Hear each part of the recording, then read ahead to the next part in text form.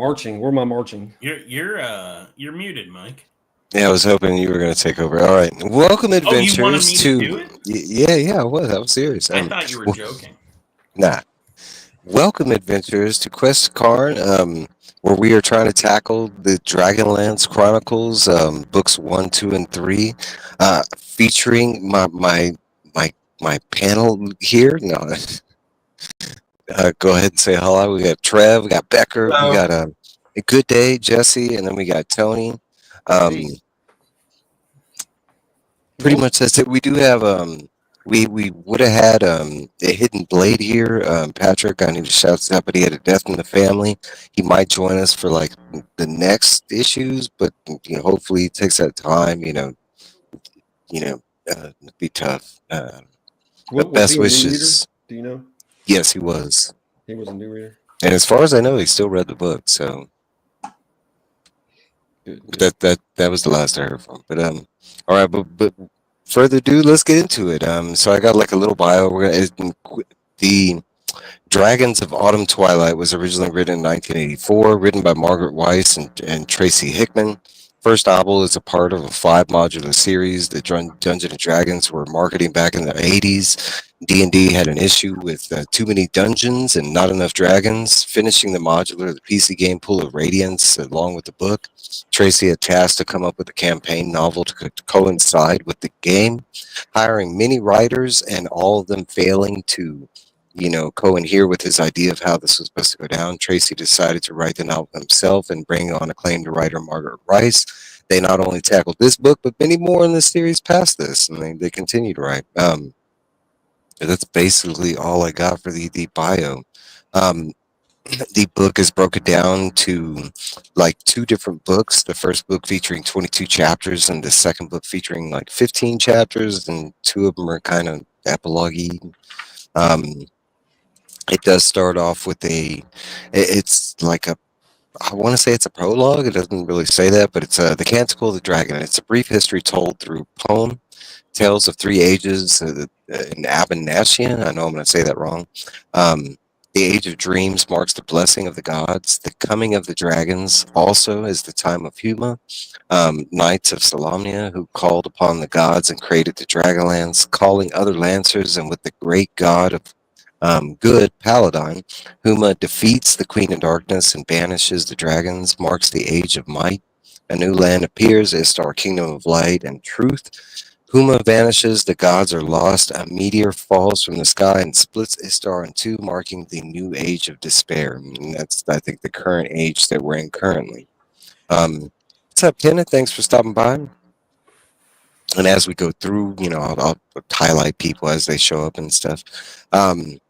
We get to our first real chapter. Anybody want to touch base on the Canticle of the Dragon? I mean, it's not really like anything. It's kind of, I think it's just previous information from D&D lore before this, setting up the book kind of thing. Yeah, there's a lot of talk. There's a lot of talk about the cataclysm and how the days before, how essentially the high priests and we'll just call it the church factor, the religious factor of the world kind of started to lose faith and belief in the gods, and that's ultimately what happened. The gods turned away from them for their lack of belief, and they threw a fiery mountain upon the world, aka the cataclysm. And then this is however many years, 200, maybe 300, yeah, and that's where we pick up. So I think that's just one thing I wanted to highlight. I was gonna say also, not to forget that the king priests and stuff were a little arrogant as well. Mm-hmm. Right. That's where we get. We don't know that yet. Yeah. Oh, oops, spoilers. But we do currently we do encounter the seekers and the high seekers, and what that is the humans and most of Abinashia believe that the gods left, and the seekers are trying to bring back the gods. They're seeking the gods, seeking new gods. That too. Yes, because all the past knowledge of the gods is lost during the whole catalysm. Most of knowledge of what happens in that time. And I think the Canticle and the last poem we get at the end are kind of a couple things that survived during this age, So 300 years, fast forward, and we are at the technical first chapter of the book. Technically not, but it is the old man. It sets up the base story. We meet barmaid Tika Whalen, who is 19. Bar owner Otik. I don't know if we ever got a last name on Otik. I don't think so. Preparing for a brand new day of business at the inn of the last home, located in Solace. During a conversation between the two, we learn Solace is covered by high theocrat Hendrik. Rumors of hooded individuals and talk of war to the north. As they're talking, and before they open, an old man comes in and rearranges the bar, kind of making it look like that something is about to go down.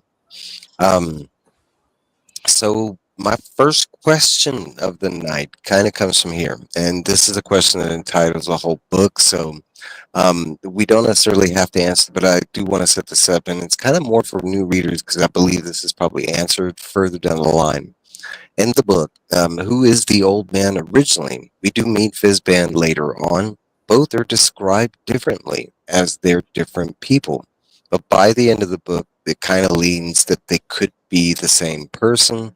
Um, I'm going to mention the movie. The movie sets it up that they're completely the same person from the beginning, and also kind of like does something at the end that I'm not going to go into because I think that's more spoily for the other books.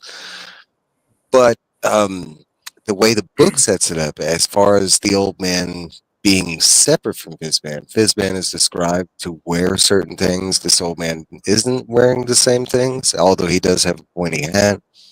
And a Thoughts? staff.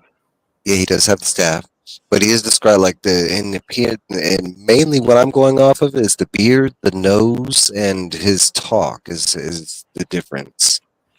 Any thoughts on that besides it being spoiler for other books? Well, let's not spoil it. Let's just go what's in the. If you were reading right now, which is just the first couple pages of the book, you're gonna meet a guy that seems to be kind of, Tika and Otek kind of take him for a harmless old man that maybe he's a bit touched. Senility's creeping in.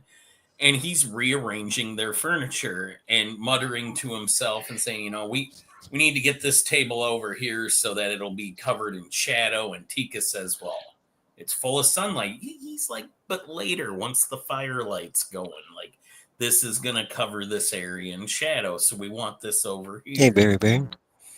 He's definitely setting the table for something both figuratively and literally. He's got a plan. And he's moving about in a way. And just when Otek's going to stop him, there's a kitchen fire. Yeah. Has to go deal with Especially the way, talking about the way he was setting up the furniture, he even sets it up for not only the party that's about to happen, but the events of the party that happens, the burning of Hendrik, and because the way he set up the furniture, that allows that to happen. I will say that there is one line that kind of leads, I would say, a lot of readers to assume this is Fizban without the writer saying it's Fizban, is the coming to the and this needs to be said, this is in a very tall tree house. This whole city are in tree houses. Waiting for you to talk about Solace itself. I was going to get there in the next chapter because this is kind of just the house of the last end kind of thing. No, but when they greet the old man, they're like, "Hey, we didn't hear him come up the stairs." And the way he says it, he's like, "Stairs? There were stairs? Like he flew up there," kind of thing. That is, to me, that was the only thing that was reminiscent of Fizban, was kind of that interaction right there. But other than that, and with the fourth reading, every time I read this, it read different than Fizban, like it was set up as a different character, kind of thing. I don't know. Like, I want to say by the end of the book, like, I think the writer, or it's supposed to imply that it was Fizban all along, kind of thing. But just the way it reads, first off, for me, it never read that way, kind of thing. I believe the old man was a different individual that, we haven't seen pop up, kind of. I don't know. But we can move on. We can move on. If no other thoughts on the old man and Fizban. Well, they do touch on it a couple times of their curiosity and bafflement as to how he got up there unnoticed when you can hear everybody a mile away trampling through the tree tops. So it does kind of allude that he's mystical or magical in some way, shape, or form. It's good. I want to go back to the canticle real quick before we move on, because I do have a question related to that. Now that so the canticle is known to the Salamian Knights, and I'm probably saying that wrong too, but and most is repeat throughout the troops of them, and at this time we know that they're like a disgruntled, form of knights, this and that. But is it well known through Abernathyia, like what led to the dishonorment of these knights, why they are so dishonored? The book sets it up that it is, but it never gives you any. Sorry. No, I was going to say it never really gives you any clue as far as like how the rest of the world views these knights. It gives you the status of Sturm. Sturm kind of like, from Sturm's perspective, he always he tells you that, that they are, but as far as like everybody that runs up to him, I mean, the only one that mentions it is Torda, Viewmaster Torda, as far as like him giving this, walking up at the sword. And, do you I think a lot of believe people just don't know about the Salaman Knights anymore because they're gone. There's not many of them left. And it's mentioned they've fallen to ill repute, corruption, and as Sturm puts it later, hiding in their castles from debt collectors. So yeah, paying off taxes? yeah. I thought they pretty much said that people blame them because they were the protectors and they couldn't protect them from the cataclysm and all that happened. From a gigantic mountain falling on the world. Yeah. One of the seekers does mention that. Let me get my shield. But it's like that. That's why I was wondering, because like Tika's interaction or other people that just happen to see him, they don't have that same. You feel like it would be like just disgruntled, like, it's just, oh, I can't eat here anymore, because it's, it's only it's usually people within the group that have this, like, and I believe it's because, and this is established in the beginning, that this is a group of individuals that knew each other, that, have taken a 5-year break, but know each other, kind of thing. So I found it kind of weird that throughout the book, like you don't have a lot of other like as far as like when let's just say the trader enters the picture, he doesn't have that interaction towards Sturm, like, oh, you're traveling with it, so I was wondering how well known, or if you even thought it was well known, kind of thing. I don't know. Can I? Oh, go ahead. No, after you. No, I was going to ask if I could mention something, and I'll try to keep it as spoiler-free as possible, which would be my guess. And this is just my theory. I believe that possibly one of the falls of the Knights of Solamnia could have been attributed to a character that we'll get into in a later series, that, and not even in that book will they touch upon it that much. It'll be in another book later on, that his failure kind of doomed the whole knighthood. Oh, yeah. So I guess that would be like was the a better big one. question I should ask is what do you think could have caused this disdain for these Knight of Orders? Like what, because you think about it, like the actions of one knight, it would have to been like, or a group of knights, it would have been something so major, especially with what's told about the catalysm and stuff like that. Then, yeah, I can't go into too much more detail because without giving away like massive spoilers. So. Well, I mean, we can at least analyze what happens in this book, right? Yeah. So from what we heard in this book, corruption is mentioned multiple times. Fall from grace, and I think the most telling line of why Sturm is even with this crew is his devotion to Tanis and Tanis's leadership. Yeah. Because as he says early on in this book, when he went and met the other knights, when he went to search for his father, he was met with disappointment and was really let down by what he found. It wasn't like the stories his mother had told him and the song, the heroes of the song she would sing him. He's got this great code, but nobody within the organization is really living by it. Sturm follows his life by the code, but as he says, Tanis lives the code. Yeah. Yeah, I'll have to say too about the is about his relationship with everybody and how Tika kind of, she also is part of that group because of her friendship. And I think you learned earlier on that she has a relationship with kind of Carmen. Yeah. And so they have a connection. So you kind of automatically think that, everyone who they're introducing is really tied together and they have that bond. And I did read in the annotated versions, same book, just there's little cliff notes from the authors that they almost bit off more than they can chew, having so many characters in this book that you had to. It's almost there's not enough time to sit there and dissect all their intertwine the relationships thoroughly at the beginning, so that it does slowly unravel as the books do. I think that's kind of why you just feel like you're only getting a bite-sized bit of what's really going on. And I think it actually works to the betterment of the story. It does. I actually want to highlight that on one of the things I love about the author is the short time you get with each individual character, because like you said, there are a lot of characters.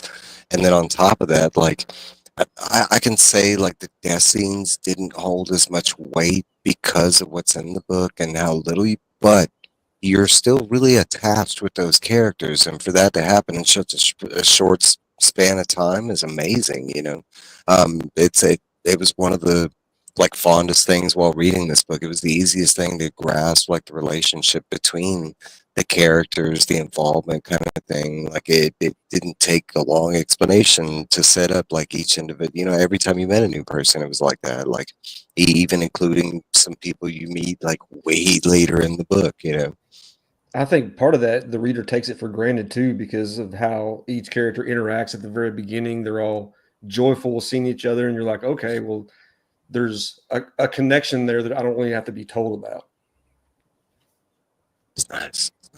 Yeah, as you mentioned, they split apart 5 years earlier, but they grew up together. Like Tika wasn't a part of their crew, but she grew up around them. She was like the little kid, waving off to them as they would go on their adventures. Then 5 years ago, they make an agreement to all split up and go searching for signs of the old gods or that new ones have arrived. They're seeking. It's this book doesn't feel religious, but at the same time, it's incredibly like there is heavy religious. It is and it isn't. That's for some reason I never fall back to the religion. I should have done this with the Dark Tower, but it is. You could say it's very, but at the same time, it's like I would say it's more like religious in the motif, as far as like them trying to find the gods and stuff. As far as like the quest is related, but as far as like just reaching the world in general, the gods got mad and dropped a fiery mountain on mankind. Yeah. And then 300 years later, nobody really remembers them. Like, really, if somebody dropped a mountain on my house, I think I'd remember who they were. Well, the backstory with the stars and the gods and that playing forward. Okay, well, let's move along because so we got book one. Officially, the book starts with old friends meet. I think it's a rule interruption, and then it's introduced to Flynn. Currently, he is 148 years old, a hill dwarf who is older in age. Taking a break while on his journey. Back to Solace, we learn it has been a 5-year journey. That's talking about the 5-year gap that was spent looking for the gods. During his break, we meet Tanis, half elf, learning that they used to be part of a larger group who split for 5 years and agreed to meet at the end of the last home, making an oath. We also learn about Tanis and Flint's 5-year quest were in vain, finding no evidence of gods or new gods. Talk of the twins, Raceland, a cleric, and his brother Karaman, twins. They are quickly disrupted by another friend, Tasselhoff, Tass Burfoot, a kinder folk. Greetings are had during the reunion. A horse carrying a hobgoblin and 5 goblin guards show up. The hobgoblin Viewmaster toward him, claiming to work for the High Theocrat and are looking for a blue crystal staff. Viewmaster Torta leaves the group and they basically kill the goblins, learning nothing. They continue on to the end, and that's our first chapter of the main book. So Trev has a question for me, and it pertains to this question. It's they dispatched the first goblin guards with ease. Where did you see they had any trouble during the book? And a bunch of times, right? Most none of their plans kind of go down to the way they were planned out, but that's a whole different thing we talk about. But like for me, the first thing that came up with this was the slug encounter, and we'll get there when we get there. But you talk about them having like a hard time with like, and then not only not really working as a group or like that's the scenario that I give you, the slug situation. I love that scene. But no, but this is a great way to start out, especially for a new reader, seeing how easily they do dispatch the goblins, like the way like Viewmaster Torta came in there and he's just like, yeah, I'm gonna incarcerate you. I want that staff, come on, and then they're just like, yeah, and then they're just like, that's not happening, and they just kill everybody, like it's a great intro to especially these script to not only set up like their badassery, but like also give a feel how they work, because you got like Tassel doing his whole like, because I forget he's got the hook paws with the hook paws. It's like a sling on his staff. Yeah, it's a staff and it's got like a sling at the top. Hook pack. Yeah, hoop pack. There you go. So I mean, he's out there like causing mass mayhem. And, no, but in this scene, it was actually kind of cool because he throws the dagger, which ends up being Flint's. Anyways. Oh, you killed that joke. Yeah. I did. There's many more to be had. You got to set up the jokes, okay? Well, which is a good time to point out now that Tasselhoff being a Kender, that similar to like a Hobbit, and for those who might be tuning in, that they're short in stature, kind of look like elves with their pointed ears, but they jovial, friendly, kind. They don't have a care in the world. They really don't have fear. They don't fear anything. Yeah, they can't suffer fear. Yeah, and it's but also they are known to be kleptomaniacs, and they'll steal without even thinking about it, not in any malicious way. They just simply, they just like to take things. They like to fill up their pockets with things, and then later in the evening, just display it all and check out what they've discovered in their adventures. And yeah, that knife that he threw and killed the goblin with, and I guess goblin blood stinks to no end, to high hell. And then they're like, "Oh, I don't even want that." It's, "Oh, good thing it was Flint's anyway." That was pretty good. As they're walking away, like, yeah. Then he starts laughing, and he's like, by the way, that was Flint's dagger. That was Flint's dagger. No, this whole setup, and there is something to be said about a lot of this, because a lot of people are familiar with elves or dwarves, and the D&D versions of these, kind of characters or creatures are a little different. The way the elves are depicted are not necessarily like the same version of the elves from Lord of the Rings or something like that. I want to say they're close, especially with the dwarves and stuff like that. But there's a difference, like especially with meeting Flint. He's a hill dwarf. He doesn't live in the mountains, kind of thing. They live above ground. Some of them do. I don't know anybody. Moving along. Okay, go ahead, Tony. No, I was just going to make a joke when you talk about Viewmaster Toad and them trying to arrest him. It just reminded me of a scene from Tombstone where Kurt Russell said, "I don't think we'd take too kindly to being arrested today." Kind of what it felt like, right? Yeah. I like how he just rides away. He's on a little pony, right? And he just rides up and he's like, "Hey, we looking for a staff," and then he just and I mean, the description of him, his belly is like his eyes are like you can't see the pommel on his pony's saddle. Like, he's a hobgoblin, and he's an incredibly fat hobgoblin. And the horse is just all cool with it. Like I think there's one time he makes just getting his back broke. There's a time where he makes a joke and the pony actually snorts at the same time he ends the joke or whatever. Like the pony was along for the like he said, he's like, yeah, okay. All right, so chapter 2, return to the inn, a shock, the oath is broken. Back at the inn, Tanis, Flint, and Tass wait for the rest of the group to complete the 5-year oath. To return, Caramon at 25 and Rayson at 25 enter first. Caramon, and excuse me if I'm mispronouncing his names, a massive warrior, and Rayson covered in a golden metallic skin. His eyes are simply hourglasses now.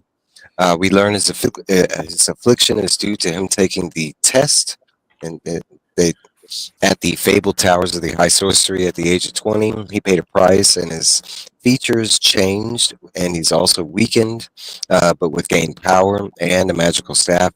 Foretold that his magic will help shape the world. They reunite with Tika. Tika gives Tanis a letter from Kitara, saying she can't come breaking the oath. And the letter arrived under mysterious circumstances. It did, with the knowledge foretold that they were going to be there, which I thought was interesting. It's the second time in this book when, well, no, because Kitara would have known they were there, and she was sending the message. Oh, true that. So she would have told the messenger, "Hey, these guys are all going to be there. They might tell you, hey, they haven't been here for 5 years. It's cool. Just tell them they're going to be here because they're going to keep the oath. I'm not." We learn a few things. We learn Kitara is a mercenary. She is the older half-sister of Karaman and Raistlin. And we learn that the messenger of is covered in bandages, can't see their skin, heavy robes. Do we also learn anything about love interests at this point? I know you mentioned that earlier. I don't think we see anything that really says that. If you're referring to Karaman. No. Not, okay, not Karaman, but Tanis. No, he was talking about with Tanis and Tanis. They definitely allude to we do Tanis get being. No, it's in chapter 3. It's like the first thing I have written down for chapter 3. We learn Kitara, half sister to the twins, is busy with the new lord. Learn Kitara and Tanis are romantically connected. Shortly after, Sturm walks in a night of somebody say Solamnia. that. Solamnia. I want, for some reason, I always want to say like Solmania or the way it reads. Night. Salam enters also accompanying with a barbarian couple. Sturm makes his way to the group.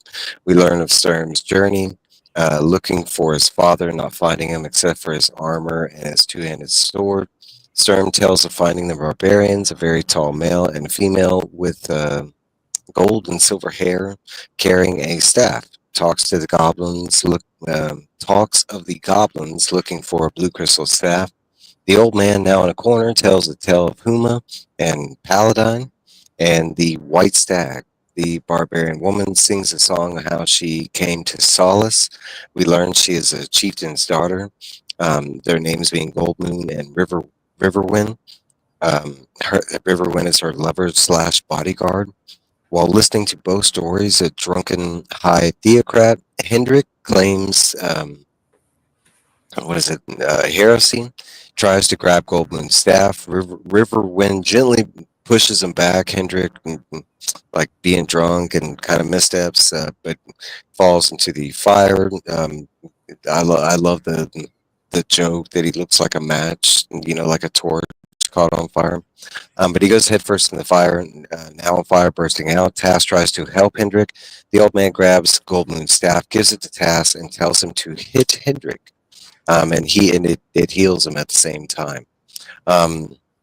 Tass does, he hits him, it heals him, transforms into the blue crystallized staff. Hendrik reburns himself and demands all be arrested.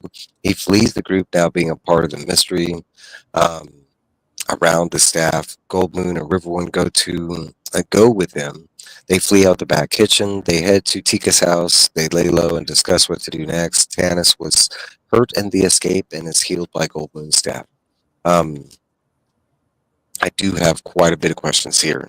My first, because we get a lot. So my first question, I love the scene. I think out of the 4 readings, it's one of my favorite scenes throughout the books. Like just the way it's set up, just the way people enter, the interactions with everybody, the whole thing with Hendrik, the whole poem, the song, and yet most of this is a sped up, like Cliff Note versions of what happened. The song kind of explains Goldmoon and Riverwind's journey and kind of how they came to be, which is explained in greater detail as we go along. Did you But notice how the song came about? How it just came to her in the no, moment? well, the old man asked. He asked for her to tell a story, and she Mhm. says she's not the greatest of storytellers, and she says, but you can sing a song, and that's when he reveals that he knows her name. And then she's all like, "Well, how do you know?" Because he's like, Goldman, chiefs and priests. That's when we find out that she's the chief. All right, so no, but I didn't. Is there an answer to that? Why she came up with the song? Kind of. I don't know if you've got that yet. We might unveil that later on. I think you can use how they described it at this point. You could probably say that.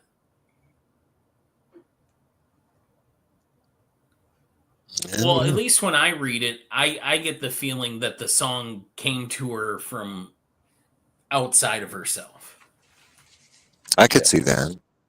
No, I could see that. Okay, like that's different. The whole way it's set up is a mystical, magical, and that's the way the old man is already telling the story of the old gods, and then he kind of just turns to her and oh, she's got a story and knows. No, he's that talking to a kid. Yeah. But then he turns to her and she's like, "Oh, well, she's got a story to tell," and that's when she explains. But like that whole the way it's brought out is kind of magical, like with the old man. So I could see if like the 4 times I read this, I didn't get that. I just felt like either that was part of their culture was more like song related, and that's why she went to the song. But I didn't get that it was like a paladine thing or a god related mishkal mish. I'm gonna say it wrong, but I mean I could see that being there. Like now that it's said, but I didn't get that while reading it, kind of thing. I just felt like she just went to song kind of thing. I think she has some inner dialogue or something that kind of alludes to that. That's why I go to that. Is that post-round? It's interesting. Go ahead, Jess. Oh, I was saying hello to Positron. Oh, okay. Did you also notice how the storyteller old man how he was going about? The theocrat was watching him, so then it's like he initiated the whole thing because he's talking about the old gods. He's bringing it out, and then Hendrik cries heresy because he's talking about these gods that don't exist, especially with the kid. The kid's like, when he mentions Paladin, he's like, "I've never heard of Paladin before," and he's like, "Who are you talking about?" He feels like he's making it up, but at the same time, like when you tell a story, that's the point of a story, especially in like a medieval setting. It wouldn't, like most times, it wouldn't be something you would write down. It would be something you'd be making up, like I mean, so that kind of it brings about the whole it goes back to the whole kind of the canonical and how they're talking about the gods and the whole even in the first chapter with them talking about searching for either the new gods or the old gods or signs or looking for a true healer, kind of thing. My question: why did the old man give Tas the staff, and why did it work for him?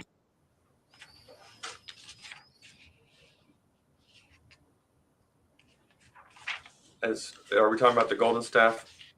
We're talking about the blue crystallized staff, and during for the pure of heart, I remember Raceland, he mentions it, and he says even to his brother, like, "Here, grab it," and he's like, "I don't want anything to do with that staff." He's like, "Well, that explains why he can touch it, but why did it work for him?" And remember, like every time that she does it later on in the book, that prayer needs to be said because she's working through that god. Why does it work for Tas, and why does the old man give it to Tas and not? It works for other characters. Does it? With the exception of some. She threw it to Tanis. Well, Karen, there's a couple scenes in the book, I'll give you that. They do pick it up and they do use it. But I was talking about specifically the healing part of it. Like when because he hits him and then waves it over him and it heals all the burns. He literally he puts his hand back in the fire and reburns himself because he feels like he's been. You think maybe the staff was getting a little outside assistance? Either that, or I was trying to imply that maybe Tasselhoff was more like centered around, like, I mean, if it's a god of healing, it would have to be somebody of like pure noble heart, kind of like Goldmoon demonstrates throughout the whole book, which Tass also gets brought up when Raceland tries to investigate it, and he says it just knows its own kind. So this is probably because this is D&D inspired directly. There are certain items that can only be used by certain alignments, and we do get a feeling of where everyone's alignments are dropping. We do, which leads into my next question. But does anybody have anything else to say about that? Like why the staff specifically worked on Tass, besides that the book demonstrates that he's of this pure, heart. Yeah, I was kind of maybe I don't want to get into that quite yet because I don't know if you got no, if it's spoiler for another book, then no. Well, yeah, it doesn't really resolve at the end of this book, but it's pretty obvious, I think, by the end. I was going to touch on the part about the old man talking to the boy, and he's talking about Paladine, and I think the kid or somebody makes a reference, the old gods left us, and he goes, Paladine never left us, and he kind of says it's sad, like he was there, like he.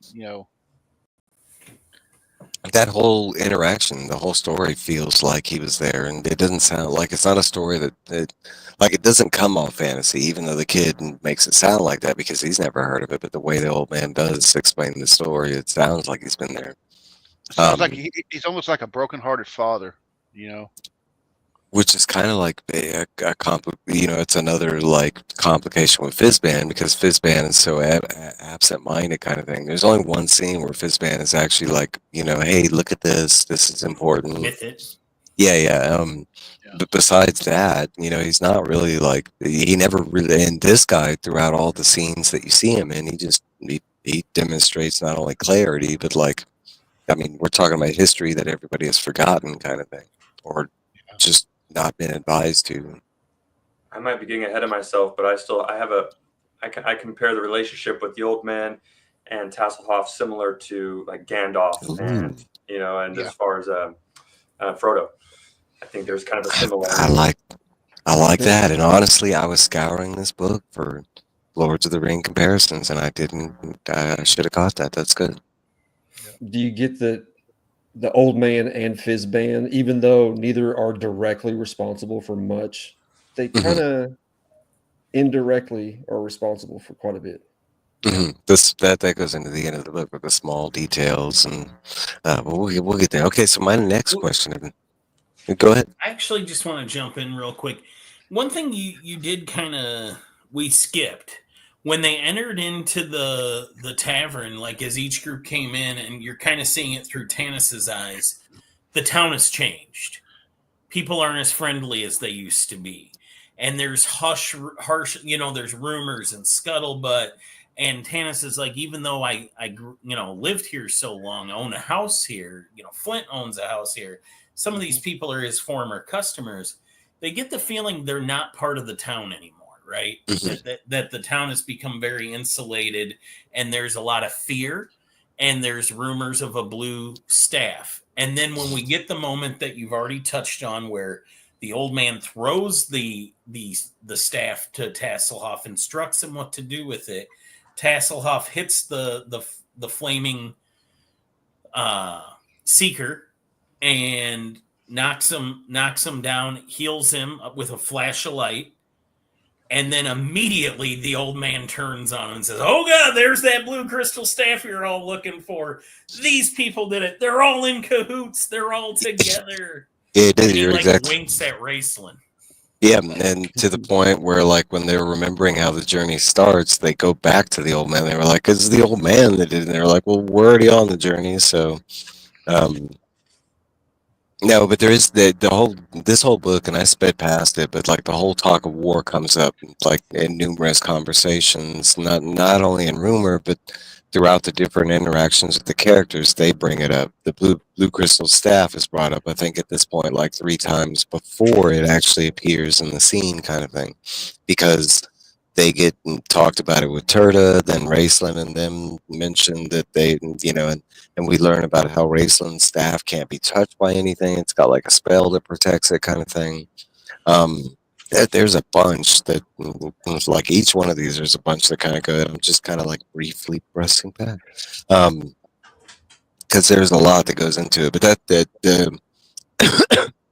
there is conversation when Stern walks in. There are people that do give him disgruntled looks, but you could either give it either or. This is a bar, like an inn. And not everybody there are campaigners, so to say. They're probably like workers, and so they see like a group of hardened adventurers come in. A couple warriors, barbarians, a dwarf. So I want to say the disgruntled looks could be both that, maybe for Stern, and then you got Race in there too. Another thing that we didn't touch base on is Race is not just visibly seen. He is almost like 90% lingering in the shadows, and it's not something that he's just like, like he's not just moving to the shadows. It's something that the shadows are naturally doing due to his magical aura. I kind of like that. No, there's a ton of information. Okay, so my next question, and we're going to get on alignment here. At this point, we have met almost the main party of the book and learned a little more about them. We got Tanis, half elf, half man. He's a ranger. Tass is pretty much a thief, rogue. A dwarf. Yeah, yep, he's a dwarf. Goldmoon and Riverwind are dishonored tribespeople, but basically barbarians in nature. Sturm, dishonored knight, and knights to be a part of the catalyst event. And we got we got Caramon, which is basically a standardized warrior or a knight. And he's more along the lines of a warrior. And then Raceland, a cleric, but red of the neutral color. He's a mage. No. He's a magi. He's not a cleric. Yeah, because cleric are specifically here, so I'm sorry. All right, so my question comes, why does the party dislike Race so much, given they are all of slight color?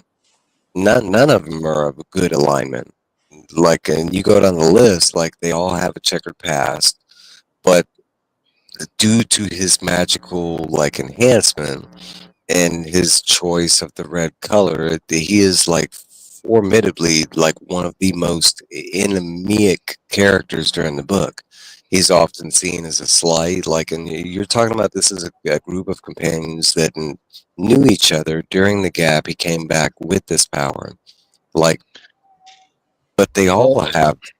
Well, I don't know if they explain it yet in detail, but basically, Raceland was always kind of looked down upon. Like they kind of accepted Raceland because of Caramon.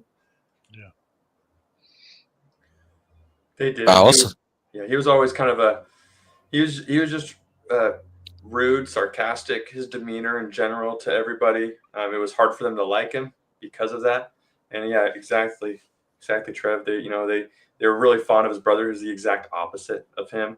But I feel like Tanis, of all people, he sympathized the most for the broader brother Caramon, but also a little bit of him still appreciated and respected Raceland. But for the most part, yeah, he was just a dick.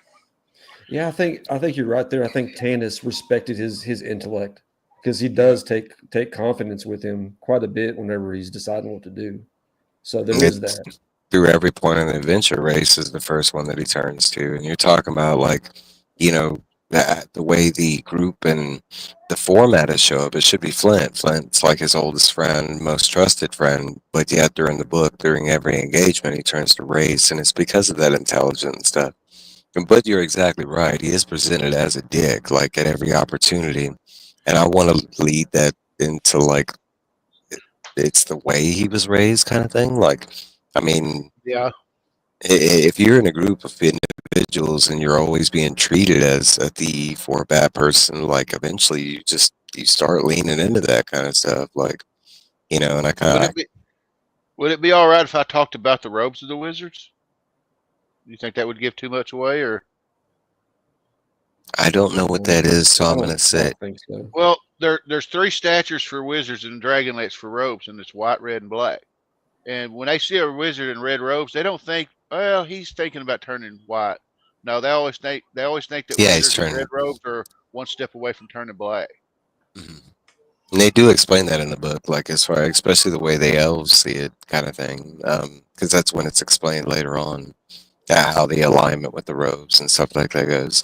But he's presented as not a a not very welcome customer kind of thing, because of his choices, his appearance, his interactions. What's up, JSS?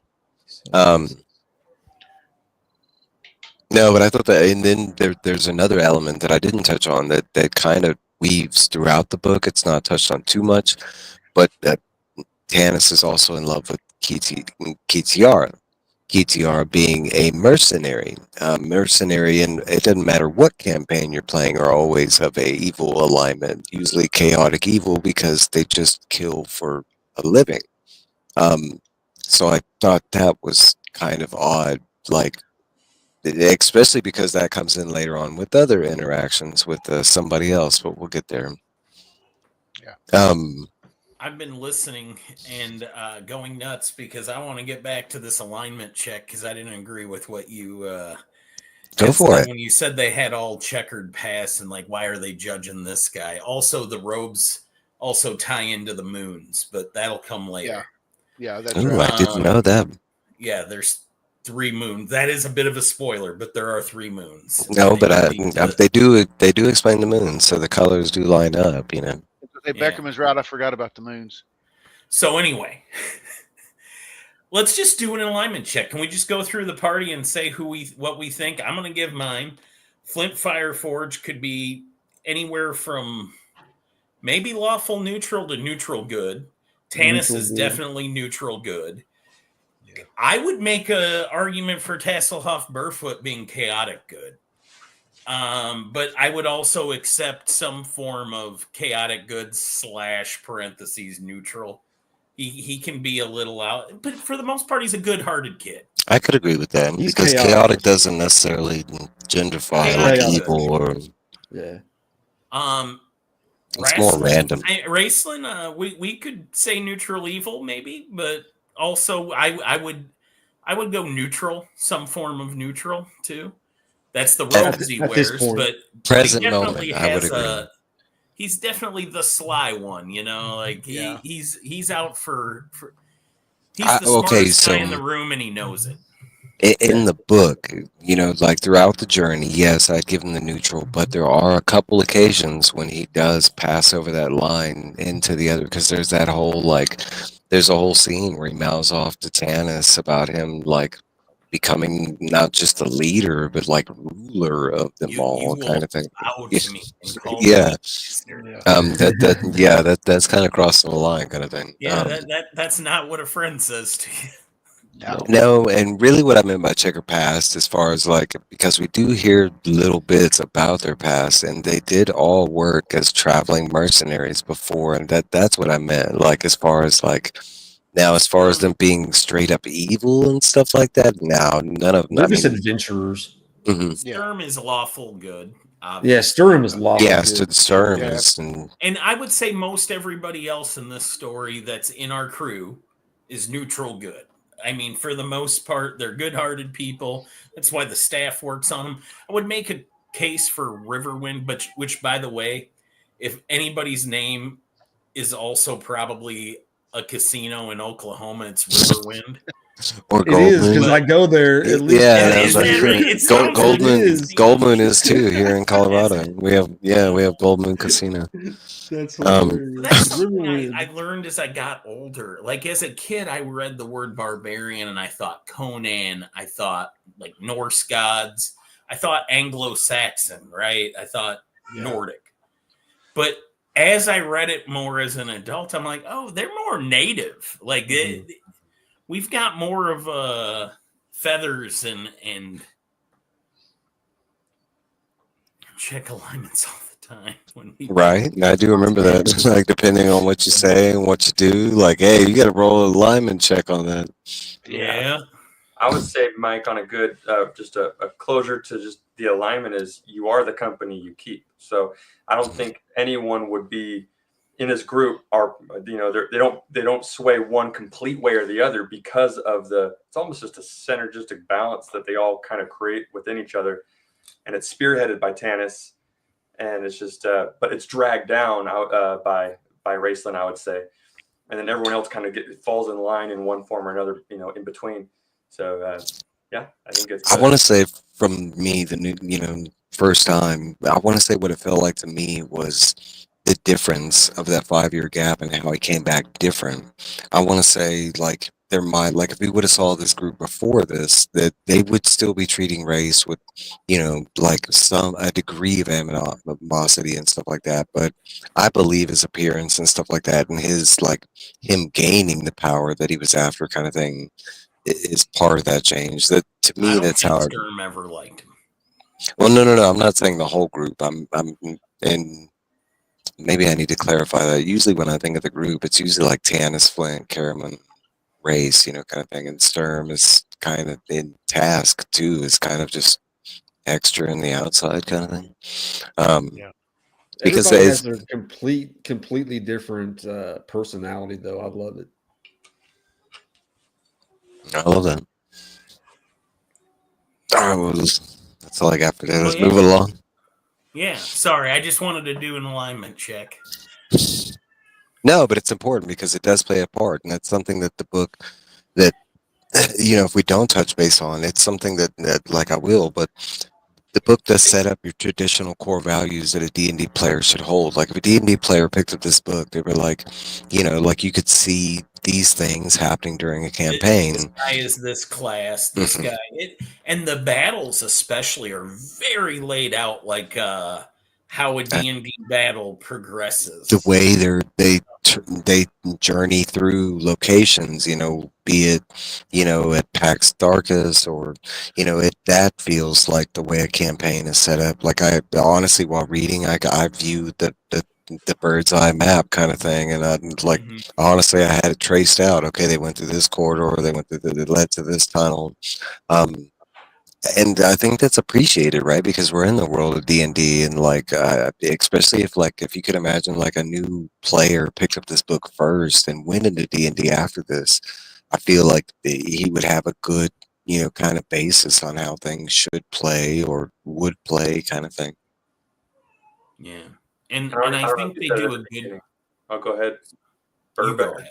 I was just gonna say, no, you drive it like it's kind of, I don't know if we really touched on it at the beginning. Tracy Hickman, he worked for Wizards of the Coast at the time, or TSR at the time. So, and I have to admit, I'm probably the only one here who hasn't officially played D&D, and it's a shame because I read these books when I was 14 and I loved them. Never still to this day had the chance or had made the opportunity. But before I digress, that's why it ties so well into the character, the alignment check, and you just have that feeling about like it totally reenacts as if you were running a campaign, because the roots of these authors are straight out, literally out. Yeah, D&D players. It's just it's a perfect combination. I was going to say, I think the other thing they do a really good job, they don't hit you over the head with Raceland being evil. Like, it's not like he's out just murdering indiscriminately. He's not doing anything. It's more that he doesn't care about your feelings. He will make Gold Moon cry pretty much every time they interact. He's constantly offending Sturm with the things he says callously. But it's just a disregard and a general superiority to everyone around him. He's kind of just a pain in the ass. And then, conversely, Sturm's kind of a pain in the ass. It's funny that the two that are the most into the opposite often bog the group down with their behavior. It could be like you could put that on pretty much everybody, though. Tasselhoff. Yeah, Flint around water. Flint's kind of Flint's the first one. Yeah, but Flint has 3 different situations. They bring out everybody's weaknesses almost. They do, and back to the group. It should do that, right? You should play off each other's weaknesses and powers and stuff like that. I want to say the way the book sets up at first is this is a really disgruntled group that hasn't. I mean, like the book has said, they haven't been, together for the 5-year thing. So I think it's more like they used to be a really good group, and it's more like they're kind of just getting in their groove because it does get that way by the, I want to say like the second half of the book where they are, moving in in a better unison kind of thing. I mean, there is a real reason raised to set up like this, right? Because there's a lot of betrayal in this book, and for the author to play with that intention of who's the betrayer thing and setting it up with raised, I mean, it sets up like an easy scapegoat for the reader to be like, yep, it's gonna be raised that betrays everybody, and what a fantastical idea that he doesn't, because Spoiler alert. we're gonna spoil the whole damn thing, but yeah, hopefully. No, probably not, because we're already an hour into it. Yeah, we haven't even got out of the end of the last tome. Right, we're at chapter 3, buddy. Chapter 3. No, but I'm loving it. All right, yeah, let's move along. So, chapter 3. No, chapter 4. I'm sorry. We got the open door, flight into the darkness, hiding at Tika's. They discuss the staff, its healing power. Whoa! You didn't even get us out of the tavern. Come on, cool. We did. We went down the hole. Yep. In chapter 3, I wrote like we flee out of the back of the kitchen, and I did kind of pan over it, and then they head back to Tika's house. They lay low, discuss what to do. Yeah, but okay, so do it, Becker. Do it. They trash your house. But no, I think it Well, is there, important yeah. to note the escape, because this is now the first time we see Sturm's a bit of a pain in the ass, because he's not going to leave. He's like, I'm staying to talk to the authorities. I've done nothing wrong. It sets up that what that knight is, their honor roll, like how they're honor bound by certain things, and it plays a crucial part throughout the book, like what he will and won't do.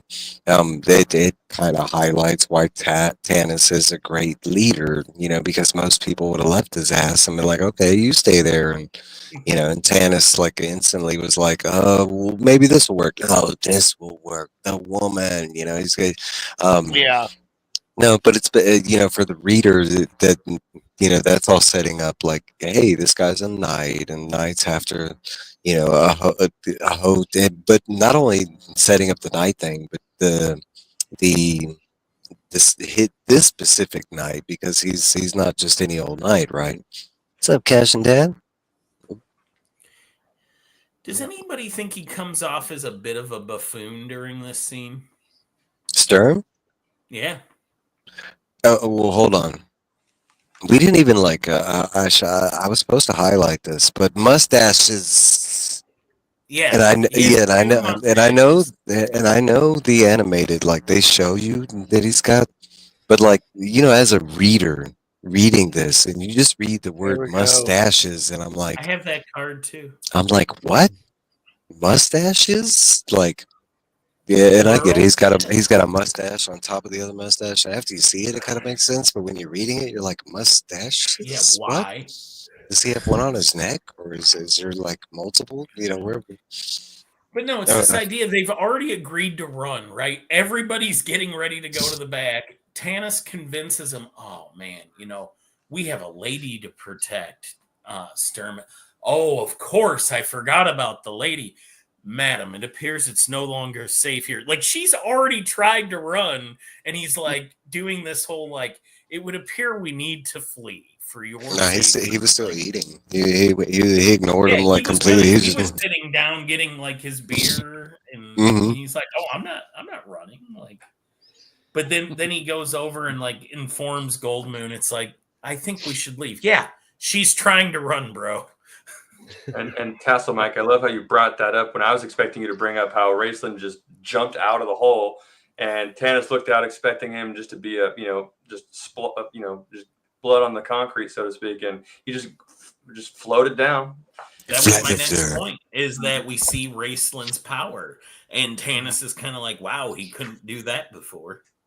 It's another moment where they're setting up our character, and him being Magi. It's a great moment because I mean, throughout the whole interaction, Race doesn't use any magic, and he could have during the whole Hendrix scene, and he doesn't. Then we get to the escape scene, and he just let her down. It's a dope scene, a scene that happens throughout the book. Like he uses it 3 times, but still, each time he does it, it's still wonderful.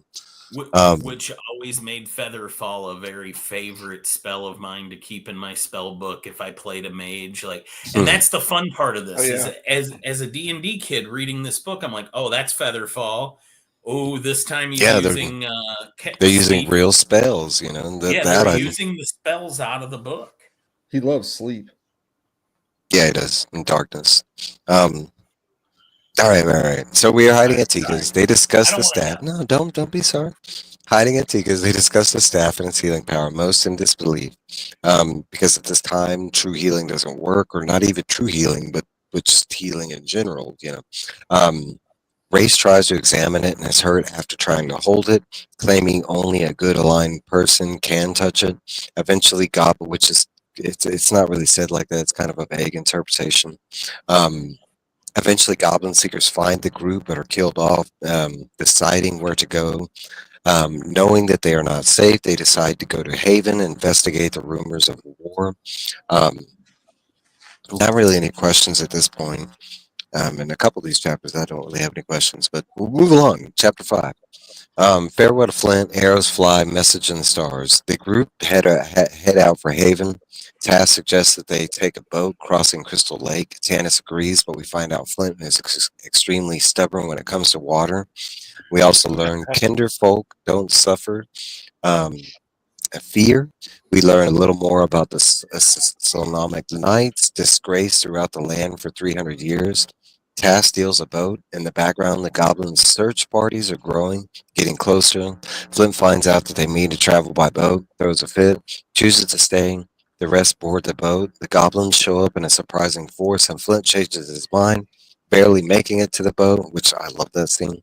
Raceland uses a sleep spell, puts most of the goblins asleep. They move across the lake. Goldmoon and Race notice 2 of the gods in the constellations are gone, the Queen of Darkness and the Valiant. I don't know. It's the Valiant Warrior. Paladin. But that's basically the end of chapter 5, and I'll just touch base with that. I love that scene with Flint and him being stubborn, and the door, the whole water thing. But he does have a reason to be scared of water, which they go into later on. But him trying to make it to the boat, him just making it, the whole fear of the water, and then he does make it to the water, and it's just he just all his armor, and so he just sinks to the bottom. I love the part where Flint tells, Tannis tells Flint, "We'll make Caramoon stay still this time." Yeah. I think by this point you get a gist for why Tannis is the leader. Yeah. He pretty much can handle anybody. Pretty much everybody in the group has talked to him one-on-one, from getting Sturm to come, getting Flint pretty much to come, getting Riverwind to trust him. I think you can safely say he's got the most charisma of everybody in the group. Which we haven't touched based on. I don't know if they do at this point. I don't even know if I've written in there, but Riverwind and Goldmoon have a disdain for anybody that's not really human. So them traveling with not only a dwarf, a half elf, and more Riverwind, more Riverwind. Yeah, more Riverwind. She's polite to everybody. She's more political. She's more political. She's grown up royal. And he has more of the prejudice of his people, specifically towards Raceland, Tannis, Flint, and Tasselhoff. Okay, so good question. The book does demonstrate why Tannis is a good leader at this point. Could you see anybody else be the leader out of the group if Tannis wasn't there? And who would you lead to? I got 2 no's. The closest one would be Sturm, but he's too rigid. Yeah. Ooh, I don't even lead to Sturm. Now, for me, it'd be actually Riverwind. If I actually had to say, who would, if Tannis fell. Well, he's new to the party. Yeah, well, I know. And he's too, the things I wrote down about this chapter, this whole scene of fleeing from Tika's, we really see that some tropes develop. Caraman's always going to be an oaf, kind of dumb, strong, but he's the one that unlocks the door and hides behind it. Like, they could have just as easily avoided that fight, but he chose to have it. We have Sturm again with the boat. He's like, wait, how are we getting a boat? And Tanis is like, you're better off not knowing. Like, I don't want to deal with you right now. Like, please don't make this a morality issue. We need to get the hell out of here. And Tass is going to go get us a boat. I don't want to know how. You don't want to know how. Just get in the damn boat. But we're seeing that this is going to become a normal thing. Sturm's going to be the guy that says, I'm not comfortable with the loose morals of certain members of this group. Because it does. It continues throughout the book. I mean, it's one thing I can appreciate. There's a, as far as like Riverwind and Goldmoon, like you said, they're kind of separate from the main group. They do become, initialized, but within the main group, the cores that they set up at the beginning of the book, they pretty much stay true to throughout the book. Now Riverwind, he does change, and stuff like that, but pretty much their core values that they've set up over these first 5-6 chapters. Yeah. Sturm's the kind of buddy that when you go to his house for a meal, he's going to make you say prayer before you get to eat. And while we're on at the end of chapter 5, Raceland calls it out, that, the constellations are gone, but he says, that the Queen of Darkness is, that she's here, more or less. And he's alluding heavily that she is the force of the calm before the storm, or she's behind this in one way or another, this turmoil that's going on in Solace, and the fact that they're out doing some random adventure mission that they didn't expect to do. And so I'd say he's the first one to start. You're right. He's the first one that starts putting the pieces together when the other ones wouldn't have noticed, kind of thing. Because there are a couple moments just like this where they look up in the sky and see a sign of something. But I mean, Raised is the one that notices the stars and stuff. Like it being a scary, ominous thing. The Queen of Darkness bringing forth, dragons back into the world. Like, which presents another good question. If she brought dragons into the world, night, Carmen. Thanks for stopping by. What did Paladine bring, the Valiant Warrior, when he came into the world, kind of thing? If she was able to bring the dragons, and there might not be an answer that this can be, but that was one of my thoughts. One of my first thoughts was if she came with this army and this flagon of dragons and evil clerics, like what did he come with, kind of thing. Well, that also kind of goes back into some tropes. Like, what are the tropes of good versus evil? Evil likes to put their hand in shit. Good kind of just likes to kind of prod the other good people forward and not really get their hands dirty.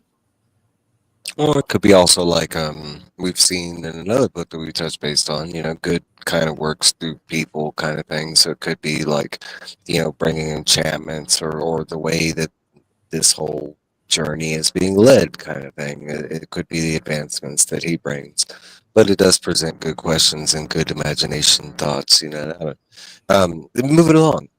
Chapter 6, Night in the Cave, Dissension.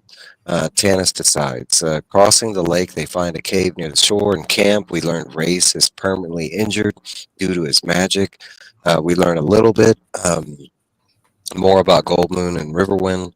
We basically kind of get their background story in like poem version.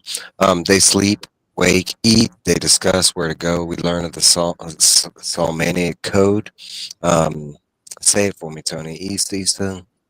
Hold on. Easta Solaris Oath. Is Solaris Oathmethus. There you go.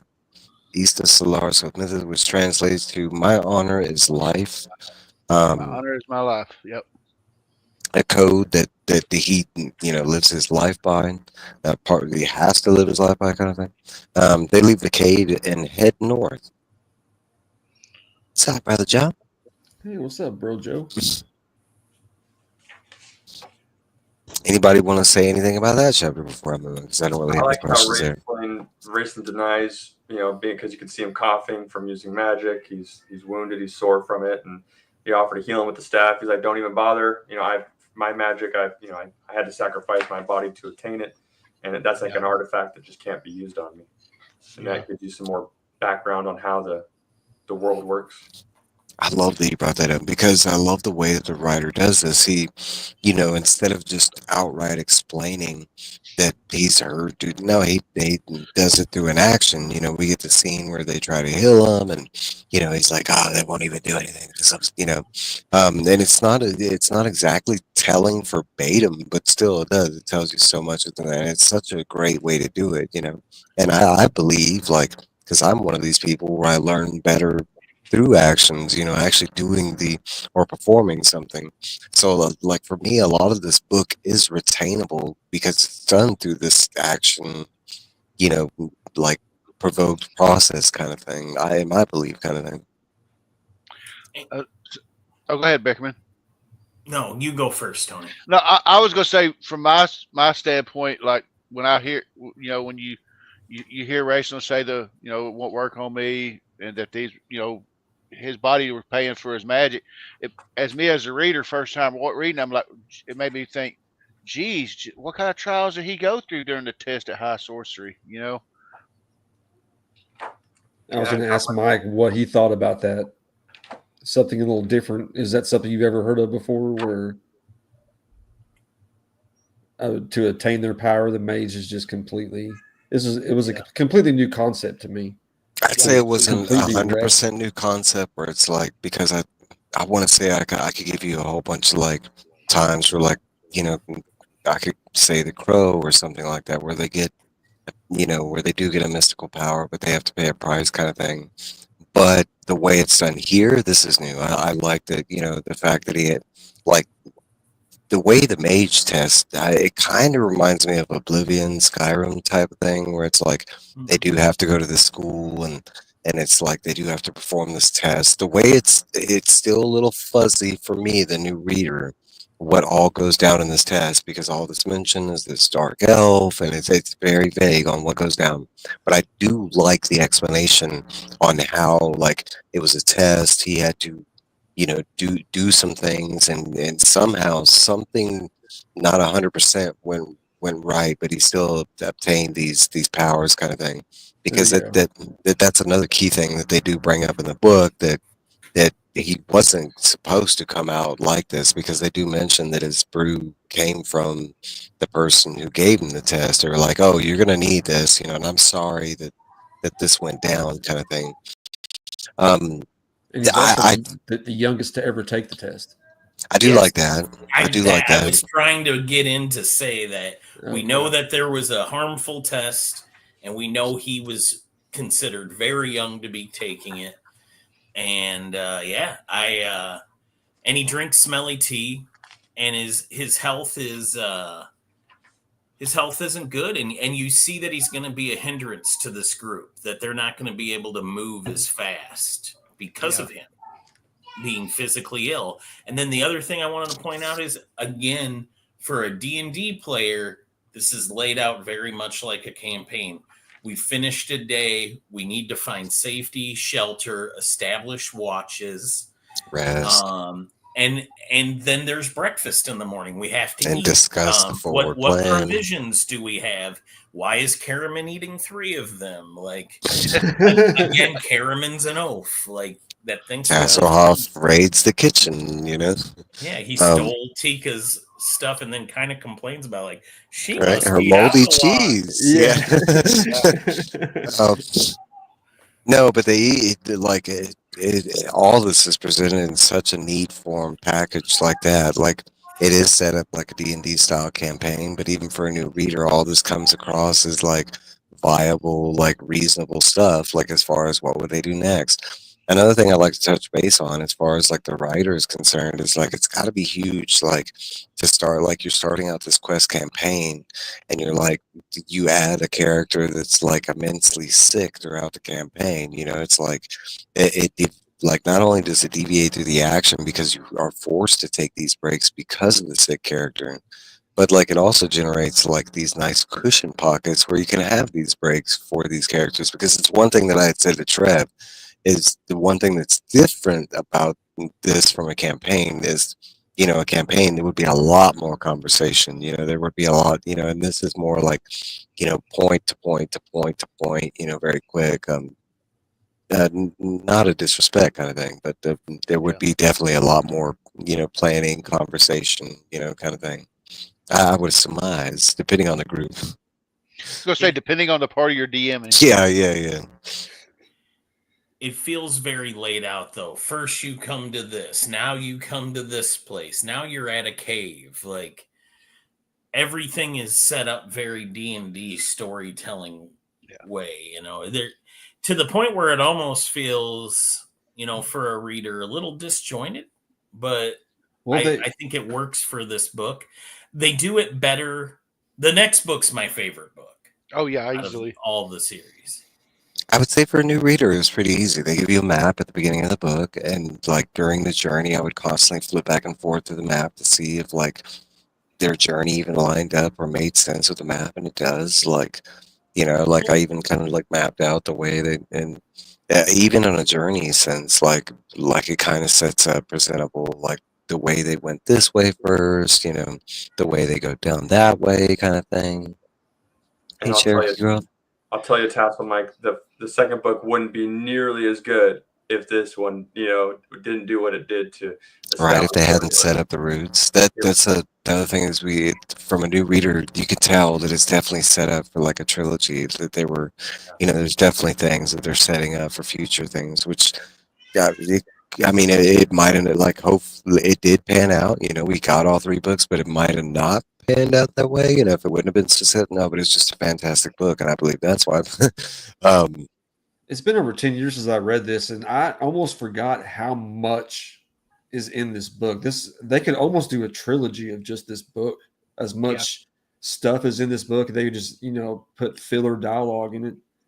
But broke it down. Yeah, it literally, like, you could even do book 1 as its own book, and then because book 2 honestly feels a little sped forward. Like he was kind of rushing to get there. Like, I'm not gonna say he was full on rushing. It still flows pretty good, but you could tell that there's a difference in the first book to the second book within this.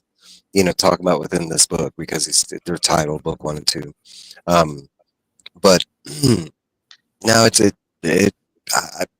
it feels like they had a plan from the get-go, and there was stuff that was going to happen in this book and the second book and the third book. It fit, like the way from the start of this book, it felt like there was a plan kind of thing.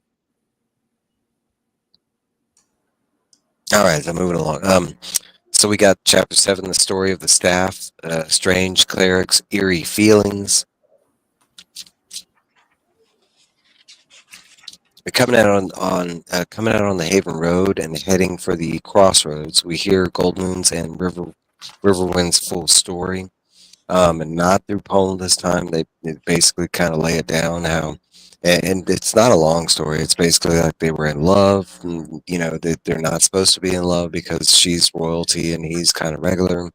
Her father, gets him to do this task. And he actually goes out and kind of does it. He's supposed to go out and find impossible task.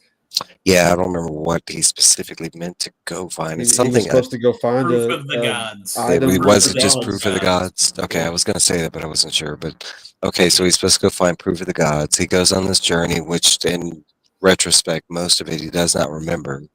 But he remembers coming to a dead city, like finding, half dead himself. Like, he finds a woman that comes to him and gives him the staff, and then he makes a journey back. Once he makes it, black wings. Yep. And he sees death on black wings.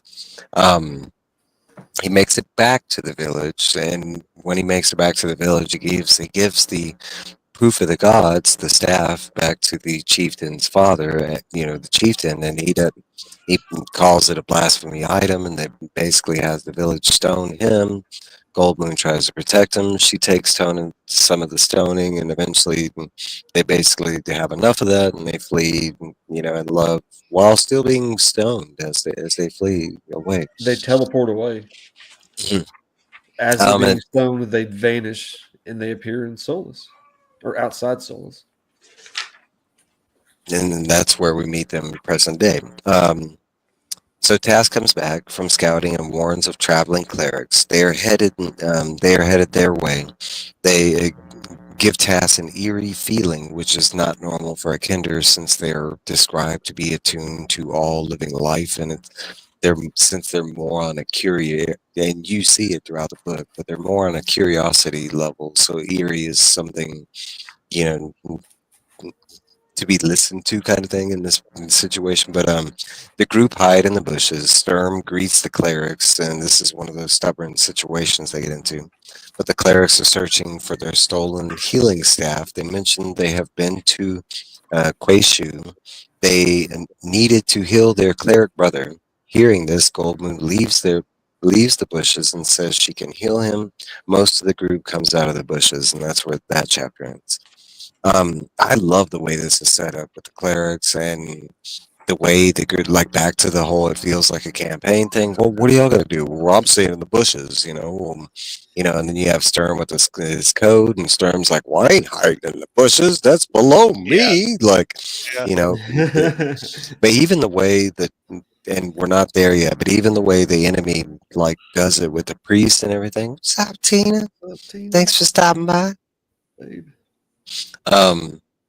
No, but it's such a great like scenario, situation, the scene, and everything. I want to say it's very typical. You knew, like I don't know if everybody knew it was going to be an ambush type of situation. Like you could feel, like even before Task comes back and does the whole eerie feeling thing. I kind of feel like, okay, something needs to happen. This is that moment. Like it's coming. Um, what I can say is what turns out to be that I was not prepared for. Like that, luckily we had some pictures in the book because that took a little help. All right, so chapter 8, search for the truth, unexpected answers. Ambush happens. Clerics turn out to be a race of dragon-like people, reptilian. Actually, we find out their name later on. They attack the group. Learn the staff hurts these reptiles. When they die, they turn to stone, and shortly after, they do turn to dust. Sturm is hurt during the ambush. They use the staff, and it half heals Sturm. They head to the south, heading towards Starken Wood. That basically they kind of forced to. Um, this situation is probably like another one of those answers to where the group didn't do so well in the situation because so many things go wrong in the situation. Like honestly, like I almost thought Tass was going to die in this scenario. Like I thought this was the moment. Like when he goes out for the sword, like the way it read, I thought we were about to get a major death. Like he was just going to stand there and like trying to get this sword, and all of a sudden this Draconian's like, "Gotcha," you know. Well, that's kind of a theme, isn't it? Tasselhoff It is. almost dies a lot, and he's usually oblivious to it. I want to say it sets up something else. It sets up one of those things like what a group member would do for another group member, because at this present time, the whole battle's still going on. They're in a situation where they're encountering an enemy that none of them have encountered before, and Sturm does get his weapon mounted in that guy's back, and he's screaming for it, like half dead at this point because he hasn't been healed yet. And Tass is like, "I'll go get it for you," and like everybody else is like, no. Even Flynn even tries to stop him because like to get to the sword, he has to go through like I think a couple different skirmishes to get the sword, and then he has to make it back. And then even when he does get it, it's too heavy for him. He has to like drag it back. It's not like a fast situation. A two-handed broadsword Broadsword. dragged by a 4-foot, slender. We keep comparing the Kender to halflings, but they're almost built childlike. They're 4 foot tall. They're 4 feet tall and they're slender in size, so not as stout as say the halflings we've gotten from Tolkien. And all I know is Tasselhoff is a DM's wet dream because so much they could do the whole party's more on edge for having a character like that in the party. Plus, the DM's able to do so much more with a character like that because they can cajole them into different things. So That's where always that's where when Mike had said chaotic, maybe neutral, like I told because he does present that situation, not just in this scenario, but every scenario they get into, he creates that situation where based on his curiosity, he's doing stuff that can get the party in like a lot of shit, like if you're in a campaign, one of the word like the golden rule, and correct me if I'm wrong, but this is like instilled in every group if you play a real D&D campaign. But as a campaign, you never split. And that's like horror movie motif. And yes, you have to split sometimes, but that trying to stay together as a group is one of the main goals. But like Taz, the way he operates, it's just not even functional to even have that, because he just dips out and leaves. Wait, on Taz, Sturm. Hey, we're all gonna hide. Screw that. I'm gonna go lean on this fence post and try out my acting chops. Well, Tanis is smart enough to use that the clerics would talk to a knight, Like, and this is one of the reasons I led to that. Like, is this a known thing that people are supposed to hate these knights because, like, they just greet them like nothing? Hey, knight, how's it going? He's like, hey, how's it going? I'm just like chilling. They might encounter a knight. Oh, they did. Well, these creatures were also new to Krynn, so they probably never seen a Selenic Knight or know what they are. No, they knew who he was. I think about how this ambush goes down. They knew exactly who they were hunting. This was a honeypot. I'm just talking about in general, the Draconians in general wouldn't really know about Selenic Knights. They were earshot in Gold Moon on purpose. So that she could come running out. Yeah, the way she comes out, like you knew they were like, there she is. And Tanis is just like every leader of a D&D campaign. Just come on. Oh Lord, I'm stuck with these guys. You got to learn about the dragon men a little bit of their resistance to magic. Raceland tried to cast a spell on them, a sleep spell, and they slowed down and they're like, whoa, no, and they just kept going at him, and then. Later, he just, in the turmoil, he casted another spell and he engulfed them in flame. At least one of them, he burnt to a crisp. So, and just right there, just a little bit more telling. Like, they're already badass and scary looking, and on top of it, your prize mage is having trouble with them too. So that's speaking volumes about their troubles. We learned, like in that scene, we learned that all of them kind of have, because these are supposed to be like hardened warriors and everything, and then they come across this group as a new reader.